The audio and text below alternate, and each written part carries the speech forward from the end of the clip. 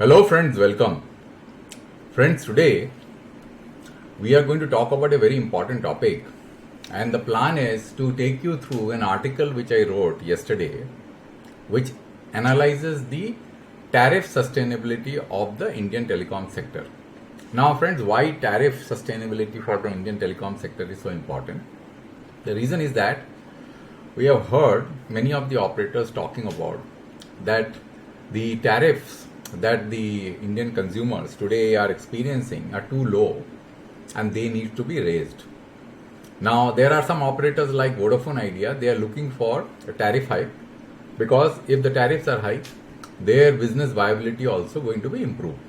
So in light of this background, so what I thought is that let's do a deep dive understanding of the tariff structure and whether a tariff hike can be sustainable and the industry is going to absorb that hike or not. That's the whole purpose. Now, this article might have become very complicated for an user for a casual reading, and that is the reason I am doing this video, so that whoever is finding it difficult for this article to understand, they can go through this video or listen to this video, and it will become very extremely simple for them to understand.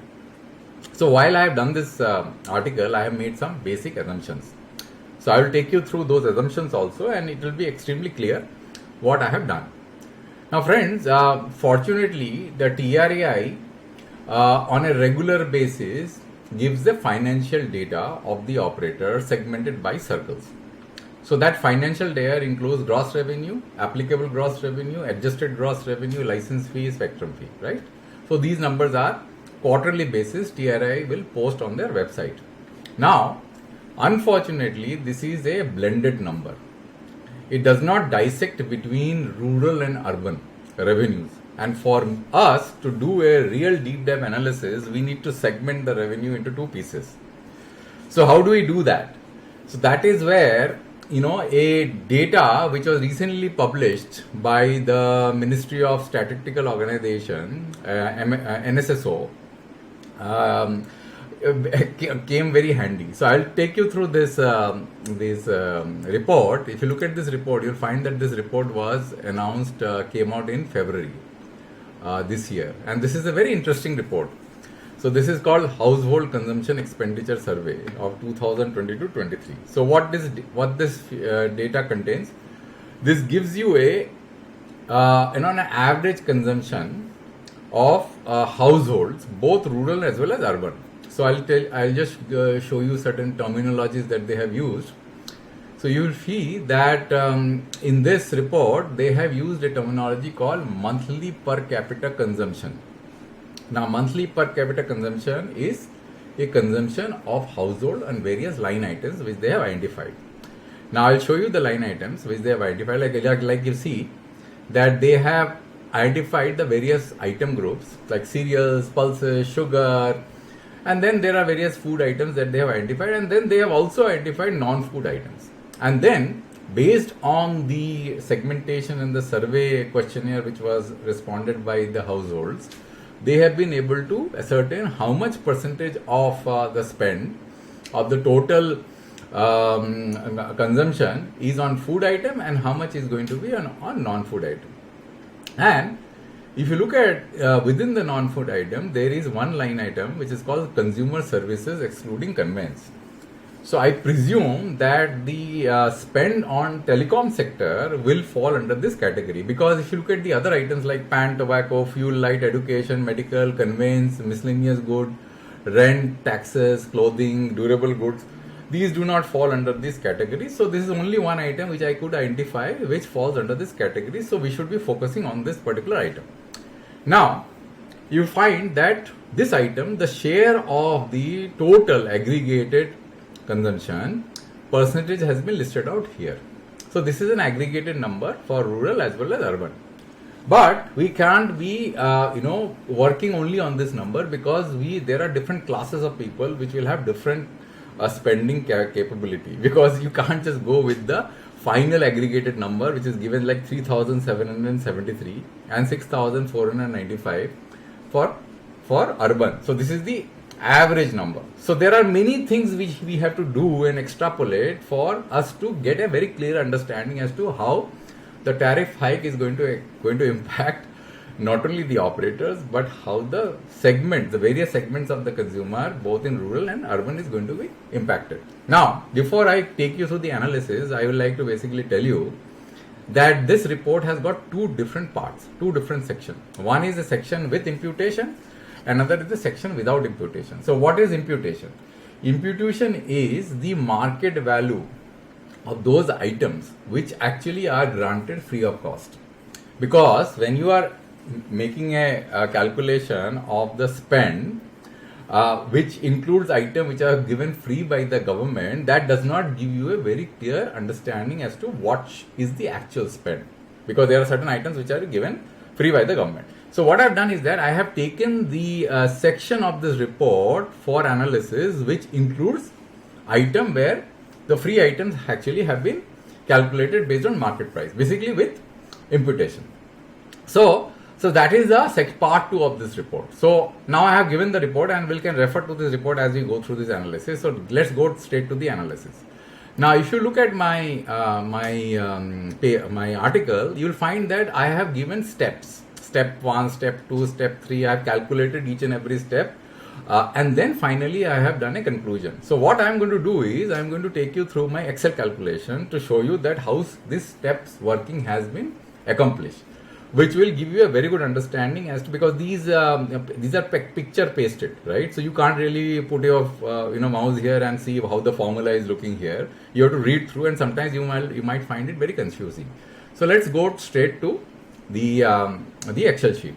Now the first thing which I have done is I actually have taken the TRAI's data on revenues, applicable gross revenues. Now I could have taken adjusted gross revenue, applicable gross revenue, does not matter, because I am only interested in the percentage distribution, right? So it really doesn't matter much. So, but I have taken one. I have taken applicable gross revenue. Now this applicable gross revenue on a circle basis, you see here, step 1, operator by circle revenue is given in this particular Excel sheet.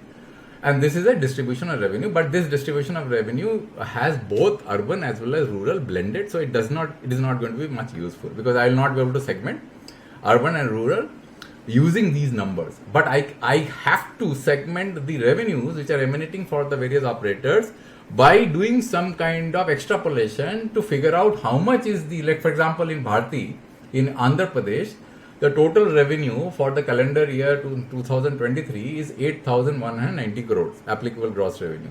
How much portion of this revenue is coming from rural, how much portion of this revenue is coming from urban is an important thing which I have to extrapolate. And for that, all these exercises have been done. So let's go to the step 2.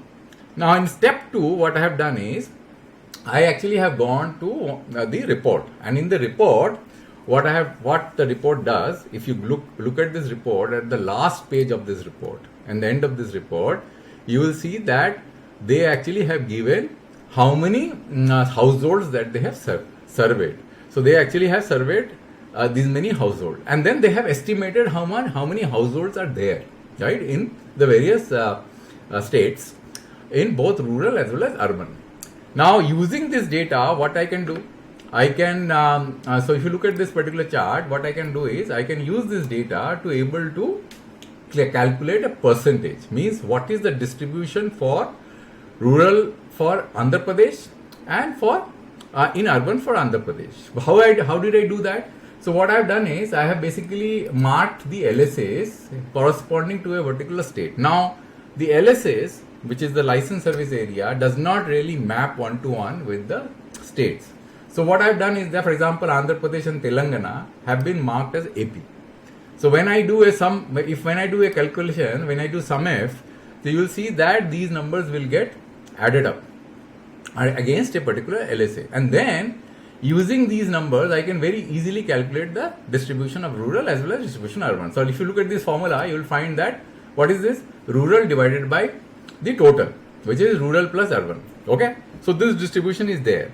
Now this distribution is only giving you the distribution of household, means how many households are contributing a certain percent. How many household exist in rural of the total, and how many household exist in urban of the total, right? So that distribution you have. But using this distribution, you can't estimate that how much amount of these households are contributing to how much revenue, because this is just a number of people, households.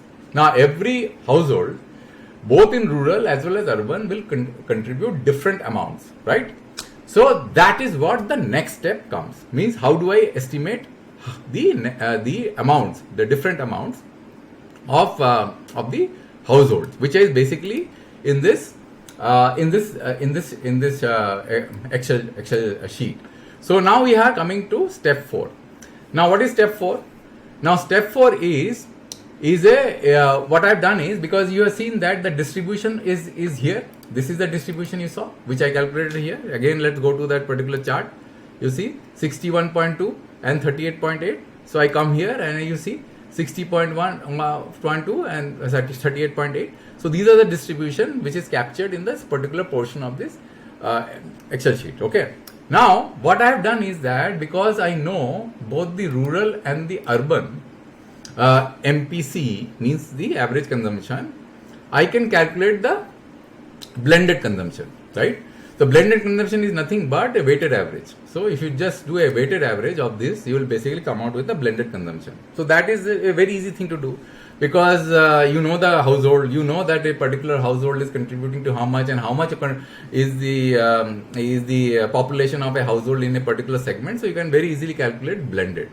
After having calculated blended, then what you can do is that you now can calculate very easily the distribution of revenues which is emanating out of rural as well as urban. So how did I calculate that? I can simply basically do what? I can multiply the, you see, x5, that is 61.2%, that is multiplied by this number 4978 divided by, what is this number? The blended number, right? So that way I can calculate the total amount of revenue. Now this is not the household distribution now. The household distribution in AP was 61.2%. Now it has become 51%. So now 51% of the revenue of a particular circle emanates out of rural. Similarly, 49% of the revenue emanates, though the rural household numbers are higher than urban, and it is quite natural, because rural the income level is low and the consumption is low. Therefore, the revenues that are emanating out of rural is going to be much less compared to urban. So you see that this distribution now has been calculated, which is in these two columns. Now I have the data ready for executing step 4. Now how do I execute step 4? Step 4 is what? The average rural and urban MPC, right? Which is the consumption. So what I can do now is, now this is not, let's just wait for a while, because this step 3 is going to be used later. Before that, step 4, what I have done is, I have done one more work. What I have done is that I have extracted this value here, if you see here, this number, consumer services of conveyance, out of the total, MPC. If you see this 3860, and this is the number 192 rupees for rural and 382 rupees for urban. But what I know is, if I go to this particular chart, you will see that for rural and urban, individual states have got different MPCs, means average consumption. So what I can do is, I can safely assume one thing. I can say that, let's assume that this number, this rate of 4.96% and 5.86%, which is the consumption for this item, consumer services excluding conveyance, holds good for all states. So this is an assumption which I am making, may not be correct, but I have no other way to carry forward this data or this analysis forward with using any other information which I don't have. So what I have done is, I have extracted this number, which is 247, which is multiplied by 4.96 into rural, and urban multiplied by 5.86. So I get this number 443 for Andhra Pradesh. Similarly, I have calculated this number rural and urban for all other states, right? So then pan India number is 191 and 132. So if you go here in this particular chart, you will see that this number comes out to be pan India number. Where is the pan India number? I think, let me just see. There will be a pan India number somewhere given here. Where is it? Yeah. This sorry, let's go there. I am sorry. Let's go here. This number, you see, 192 and 382. So here there might be some rounding error. So therefore, this number is coming out to be 191 and 1382. Okay. So now you have this. After you after you have calculated this, then what you need to do? You need to now go to step 5. Step 5 is here, right? So step 5, what I've done is that now, since I have the total APGR for Bharti, Reliance Jio as well as VI in this particular chart. If you see here, the operational circle revenue is all here. So I can now, using this distribution, which I've calculated just a couple of minutes back. What is that in step 3? If you see that this distribution in AC and AD, I can simply multiply this, which is there in this particular chart, this number 81. Like in AP, the total revenue of Bharti is in Andhra Pradesh is 8190. So I can simply multiply this by this distribution, which I have already calculated based on the calculation which I showed you, 51% and 49%, right, for Andhra Pradesh. So I get the distribution for Bharti, right, in this circle. So what I have done is that I have calculated the distribution for Bharti. So if you add this for Bharti rural and Bharti urban, you will get this number. See, 8190. Can you go here again?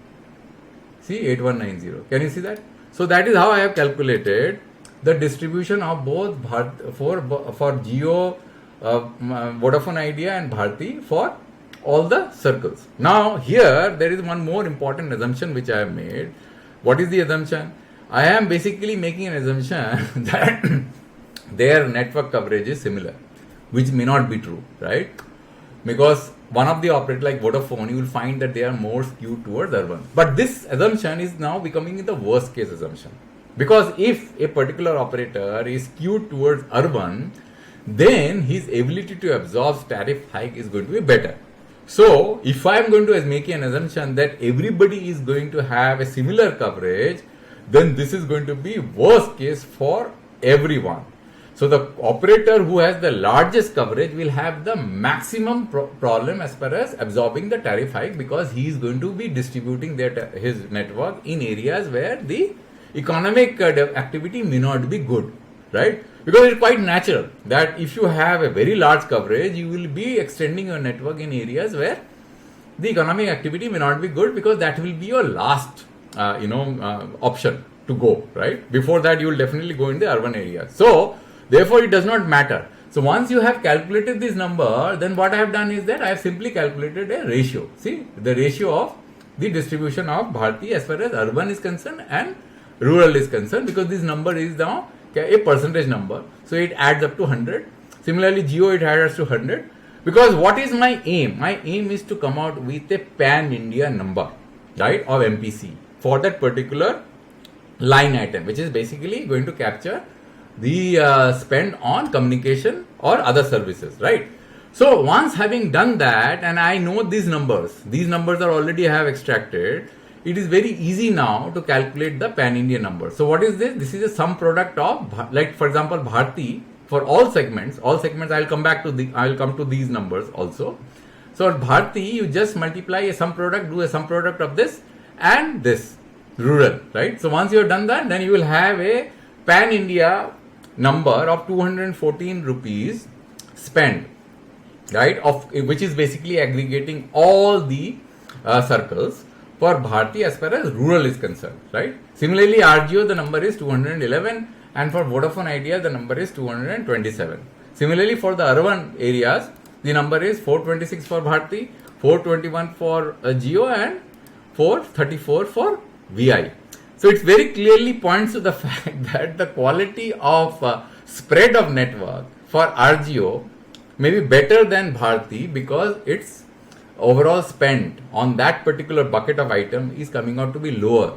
So it is either its tariffs are low, or it is reaching out to areas where the economic activity is not that great compared to what the activity is going to be there in other areas which Bharti or Vodafone has. So that's why this number is coming out to be lower than for Jio. Similarly, in urban also you'll find that the number for Bharti is higher and Vodafone is the highest and the Jio is the lowest. Now, how did I get the segment numbers? What is 0 to 5%, 5 to 10%? So what the report does, report actually gives me one more option. So if you look at this report, you will find that in this report there is one other item which table which this is the table. So if you look at, where is that table? I just saw it. Yeah, this is the table. So what it does is, see, the pan India number you saw of MPCE is 3,860 rupees, and for rural and 6,521 rupees for urban. So what it has done is it has segmented this number into various brackets. 0 to 5% of the population for rural is 1,441, urban is 2,087. Like that, it has segmented the network into various brackets of population. But it is on a pan-India basis, not on a circle basis. So here I am assuming that because I have now have pan-India number, right? Now since I have got a pan-India number of MPs of spend on that particular bucket, I can use this table to extrapolate what will be this number for these segments. How did I do that? So this is very simple to do. So what I have done is that if you look at this number, this is the table. And I have done what? I have simply extrapolated that what will be the number, the ratio. If I divide this 1441 with 3860, what is this ratio? So this 3860 number, which is the pan-India number, I can calculate the ratio of the individual segments, means what will be the spend of that particular group of item, which that particular item on services other than that group which I basically showed you, right? Where these numbers have been calculated. Where is the number? This is this number, this particular number, 214, 211, 227. That is the spend on that particular group of item which I have already showed here in the overall MPC. So this can very easily extracted by doing calculating these numbers. Now what I have done is, now I am simply multiplied this, right? So if you go here, I am simply multiplying this. So for rural, for Bharti, 0 to 5%, the overall spend comes out to be on that category of item, or for mobile communication or any kind of communication, can be 80 rupees, will be 80 rupees, and for Jio it is 79 rupees, or VI it is 85 rupees. Similarly, these numbers for urban also can be calculated. So I have calculated for all the segments, So you will find that in rural, it's very easy to ascertain that around 60 to 70% of the population for Bharti, Jio and VI falls under the category of 200 plus, a little bit of higher than 200. So if you look at the pack that exists today, and if you add GST, there are not much enough room for these people to absorb any tariff hike. And then you can assume that people who are above 70 to 80% and above, they might have the capacity to absorb tariff hike, but that also to an extent of maybe 5% or 10%, not 40%, not 50%, what people might like to have. Similarly, for urban also, if you see that 30% of the urban people may not have the capability to absorb any tariff hike of a substantial level.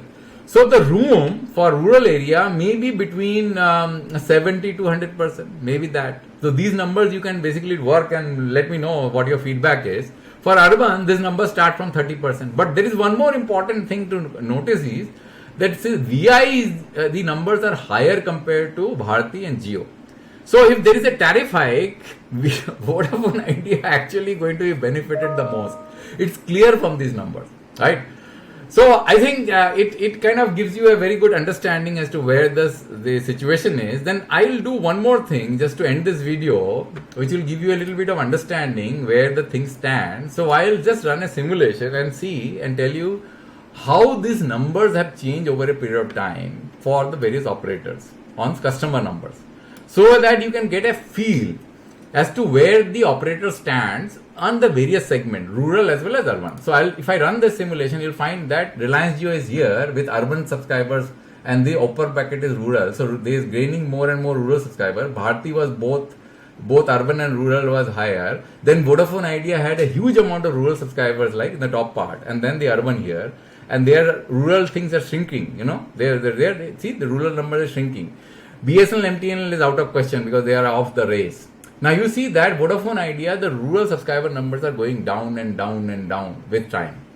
So their rural presence is much lower. So this again kind of solidifies the argument that if there is a tariff hike, the operator who is going to get benefited the most will be Vodafone Idea, because most of their presence are going to be in the urban area, as you see here, and the rural segment is shrinking and shrinking and shrinking, and they are in good quality circles, which is category A circles. See, their rural segment actually has gone down so less, and the urban segment is higher. Whereas for Reliance, both the segments are equally high, and Bharti is almost like urban is higher and the rural is a little lower.